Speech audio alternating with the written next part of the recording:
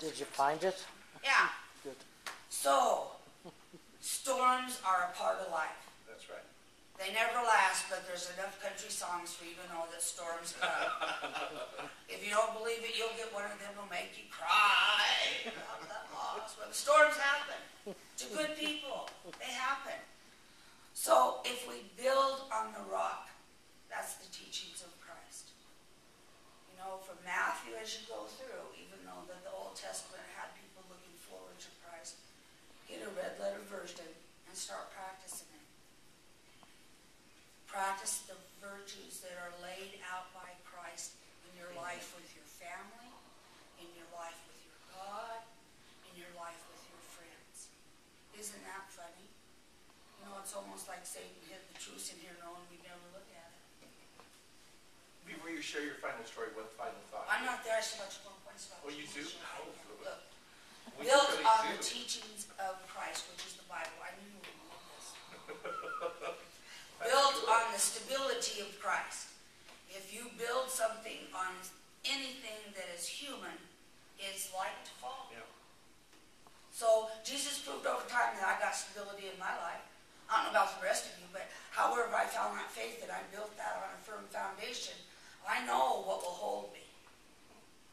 You know, I know what will hold me. I know it has to be a chair that'll hold a 2X, because if I sit on them other ones, I'm likely to fall. And lastly, build on the eternity of Christ. It's the only one that's offered beyond here. We may use different language, but that's a foundation. Those are foundations and virtues that we need to take and take them seriously. You know, almost always when we stop sitting around, we stop doing something that encourages us to get centered in faith.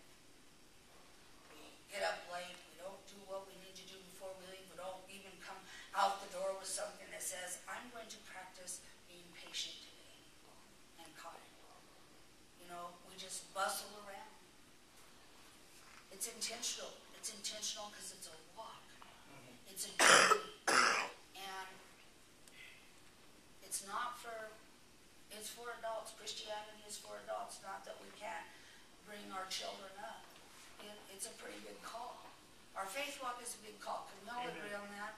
It's called us each to do things that we didn't think we would ever do. It's called each of us to have words we didn't even know we had.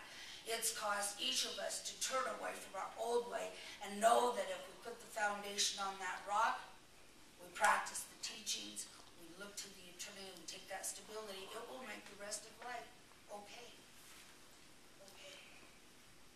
Amen. That's good. You know, the thought I was thinking of when you're talking about the storms, you know, even there in Peter, the passage that we read, the storms come. The enemy comes against us. And even when we think maybe we are going to lose, I like what Peter says. The grace of God will see you through. The grace of God. You know what? If you're confused, hey, God has grace for you. If you're discouraged, God has grace for you. If you're angry, God has grace for you. If you feel like giving up, throwing in the towel, God has grace for you. That's the message. That's why we can be strong, vigilant, sober, and we can defeat the enemy of our spiritual man and woman. And it's through the grace of God. Through the grace of God. Ricky and I shared moments when we start talking about the God we serve. You know, we'll say, isn't God great? Isn't the great God that we serve good? And sometimes we really pause to really feel and think and open ourselves to grace. And usually brings Ricky to tears because we don't earn it. Oh, no, not at all. It's available to all of us, far beyond judgment from another human being, system, or law. God sees our hearts. You may have made some choices that got you in some places you didn't want to be. You don't earn grace back. It's there. It's for the taking. Amen. So I'm tired about that. You want to do the Bob? Yeah. I look at it, I put it on backwards. I'm going to read it even though my mouth's dry. Bob was caught up in the spirit where he and the Lord stood by, to observe a baseball game. The Lord's team was playing Satan's team. The Lord's team was at bat. The score was tied, 0-0, and it was the bottom of the 9th inning with 2 outs. They continued to watch as the batter stepped up to the plate, whose name was Love. Love swung at the first pitch and hit a single, because love never fails. The next batter was Faith, who also got a single, because faith works with love.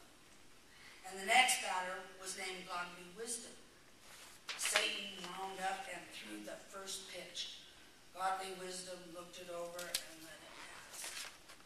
Because Godly Wisdom does not swing at Satan's pitches.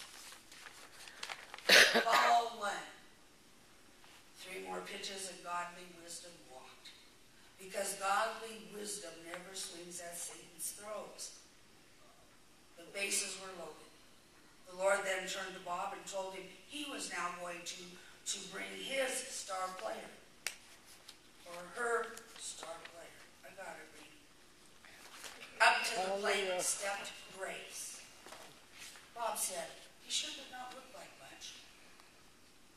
Satan's whole team relaxed when they saw Grace, thinking they had won the game. Satan wound up and fired the first pitch to shock everyone. Grace hit the ball harder than anyone had ever seen. But Satan was not worried. His center fielder, or her center fielder, the Prince of Air, let very few get by. He went up for the ball, but he went right through his glove, hit him on the head, sent him crashing on the ground. Then it continued over the fence for a home run. The Lord won. Now listen to this one.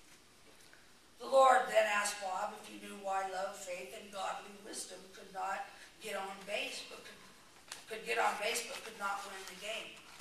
Bob answered that he knew why. The Lord explained, if your love, faith, and wisdom had won the game, you would think you had done it by yourself. If your love, faith, and wisdom had won the game, you would think you had done it by yourself. Love, faith, and wisdom will get you on base, but only my grace can get you home. My grace is the one thing that Satan cannot stop. Amen. Amen. Amen. We have a song of blessed. Blessed be the Lord God Blessed Almighty. be the Lord Almighty. Rise if you want, as you're able, or you can sit and meditate. That would be number 6.